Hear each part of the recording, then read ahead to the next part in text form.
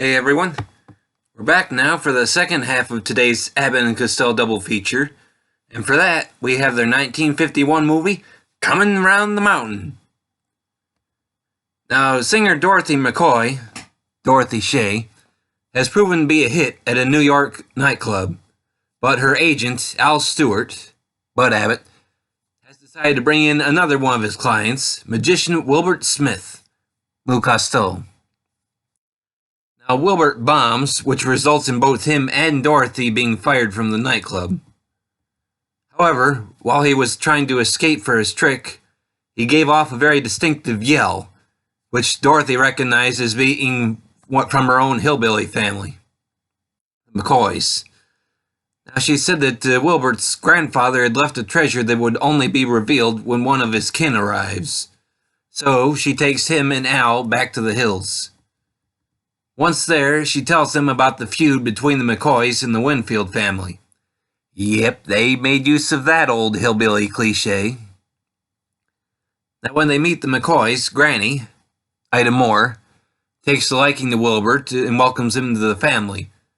But cousin Caleb, Joe Sawyer, isn't so sure about him and decides to have Wilbert prove himself in the turkey shoot against the Winfield family. Now, Wilbert gets through with the help of his cousin Matt McCoy, Shay Cogan, while Dorothy meets and takes a liking to Clark Winfield, Kirby Grant.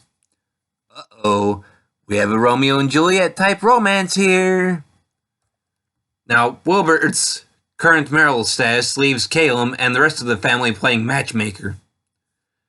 Wilbert likes Dorothy, but since she's more interested in Clark, Caleb decides to use the opportunity to marry off his 14-year-old old maid sister, Matt, who is happy with the arrangement.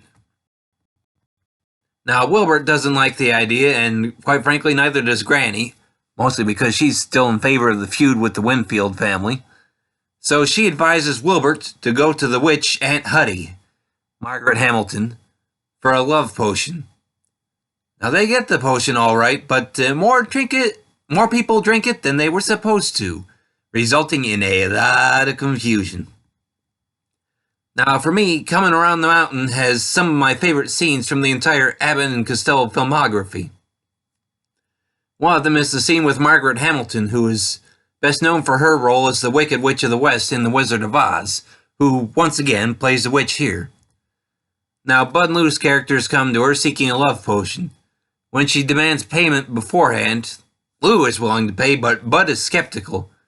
So she makes a model of Lou out of clay. Using voodoo, she sticks a pin into the model, giving Lou a pain. Considering he was willing to pay, you can't help but wonder, why him and not Bud? Now, while she's not looking, though, Lou makes a model of her, and he does the same thing to her. And then, after all the pin sticking is over, Bud and Lou come across a modernized witch's broom. And by modernized, I mean it has a windshield, with a working windshield wiper, as well as a starter switch. For me, one of the most memorable moments from some of the Abbott and Costello films. And while not quite as good, the following scene, which deals with the love potion and its results, is still quite fun. Now, the potion itself, according to the movie, is supposed to be drunk, and then the drinker falls in love with the first person they see, although it does eventually wear off. Now, so of course, Lou gets Dorothy's character to drink it, with her seeing Lou first. But then Lou's character accidentally drinks it and sees Shay Cogan's Matt and falls for her. And then she ends up drinking it, sees Bud's character, and falls for him.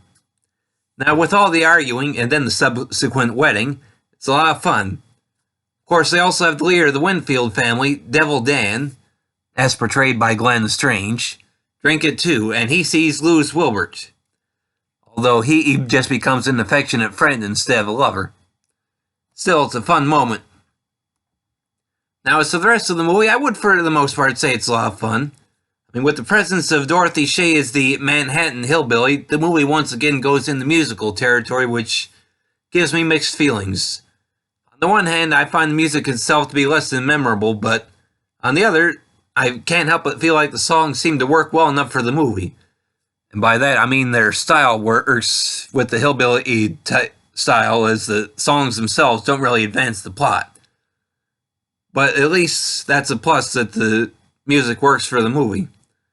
And as far as Bud and Lou are concerned, they do make use of their "You're 40, she's 10" comedy routine, which, considering the hillbilly atmosphere, seems quite appropriate.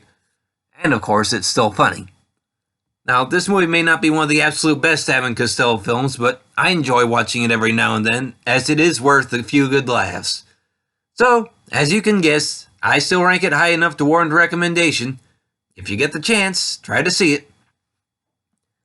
Now, this movie is available on Blu-ray as part of the 28th film, The Complete Abbott and Costello Universal Pictures Collection from Shout Factory, and is 1 hour and 17 minutes in length.